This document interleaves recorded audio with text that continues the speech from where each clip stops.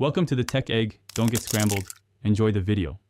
You start by identifying which cells hold times and whether they are real Excel data times or text. This matters because conversion differs. Once done, pick the target time zone offset, for example +0200, and choose if you must adjust for daylight savings. Make sure to back up the sheet or duplicate the column before you change anything. Next, prepare helper columns. One to parse or convert text to serial data times, and one to apply the numeric offset. Now you convert text to real data times when needed, using value or date value combined with time value. This ensures arithmetic works.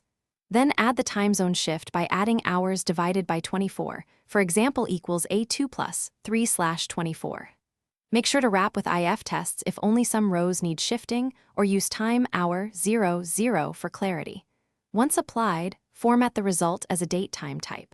Finally, copy values to replace originals if you want permanent changes. To finish, verify results across multiple rows and formats, then use paste special values to lock the converted data times so formulas don't cause future shifts. Make sure to check boundary cases near midnight or when adding offsets crosses a date. Adjust formulas to add INT or MOD when needed. If things look wrong, check cell types and Excel regional settings because Excel may interpret dates differently. If daylight rules are required, document your logic so others can reproduce the conversion. Thanks for watching. Consider subscribing if I helped unscramble your problems.